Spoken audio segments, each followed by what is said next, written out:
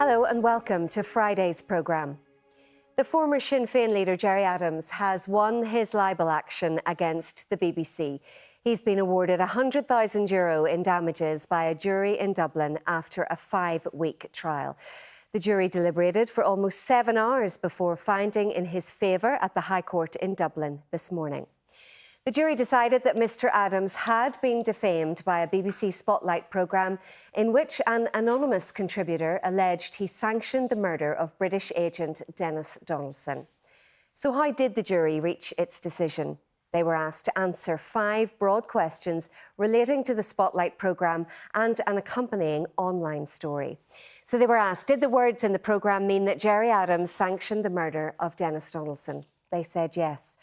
Did the words on the website mean that Gerry Adams sanctioned the murder of Denis Donaldson? Again, they said yes. They were also asked, did the BBC act in good faith? They said no. Was the story fair and reasonable? Again, they said no. The jury also had to determine the scale of the damages. They settled on a figure of €100,000. That's around £84,000. Let's get more from our crime and justice correspondent, Julian O'Neill, who has covered every day of the trial for us. Julian. Well, Gerry Adams versus the BBC was one of the most high-profile and expensive defamation cases in recent Irish legal history. 2 parties who needed no introduction. The figurehead of Irish republicanism versus a UK media institution. Now, while much of the BBC's evidence during this trial had been about Mr Adams's reputation, in the end, it was the reputation of the BBC which has taken the blow. Gerry Adams victorious after a 5-week courtroom showdown with the BBC. It took a jury 7 hours to find in his favour, rejecting the BBC's defence of fair public interest journalism in the process. From my perspective, taking this case was about putting manners on the British Broadcasting Corporation. I know many, many journalists. I like to think that I get on well with the most of them. And I wish you well, and I would uphold your right to do your job.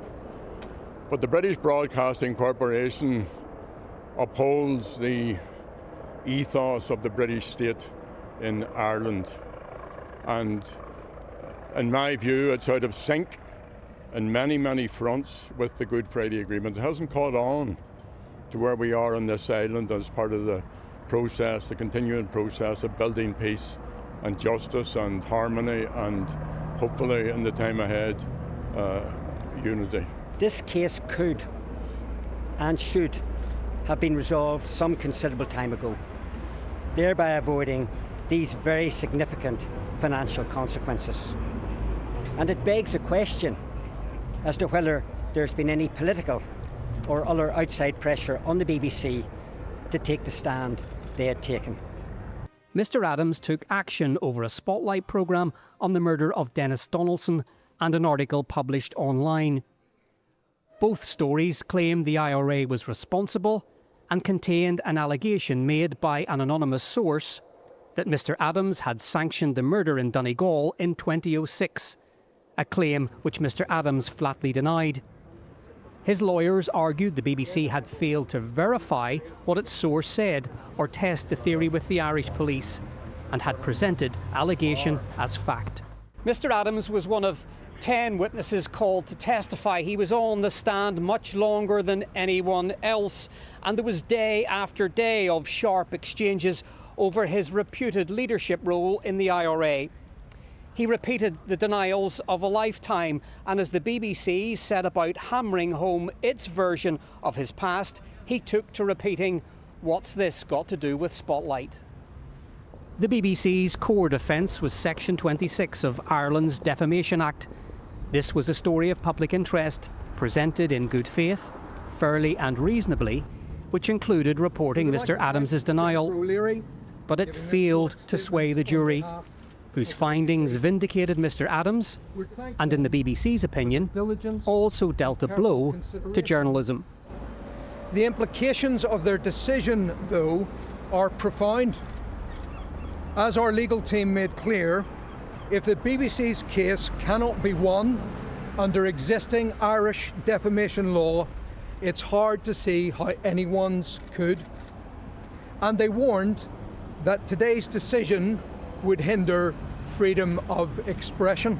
No questions were taken, and it was left to Jennifer O'Leary, the Spotlight reporter, to thank the BBC's witnesses who came to court, including Anne Travers, whose sister the IRA murdered in 1984.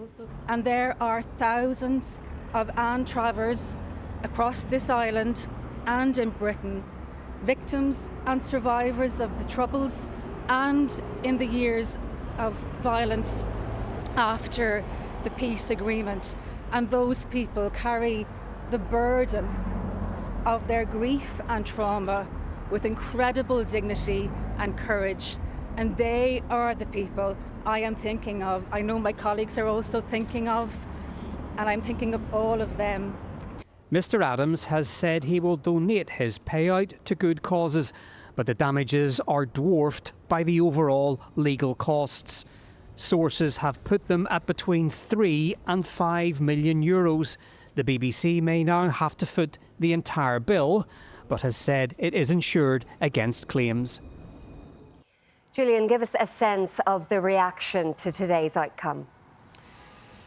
Well, Dennis Donaldson's daughter Jane has watched proceedings via video link throughout, and after the verdict she issued a statement accusing Mr. Adams of having trivialised her family's tragedy. She said he prioritised his own reputation over any regard for re-traumatising our family. There was also some political reaction, the DUP and the SDLP among that reaction, and they both said that the BBC had questions to answer. Gavin Robinson said, "How has the corporation found itself in a situation where allegations were insufficiently evidenced, with the consequences for licence fee payers' money, which will be spent on damages and costs?"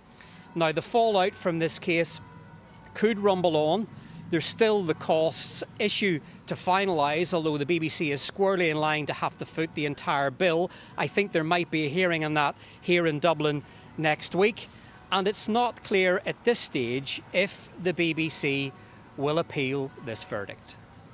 Julian in Dublin, thank you.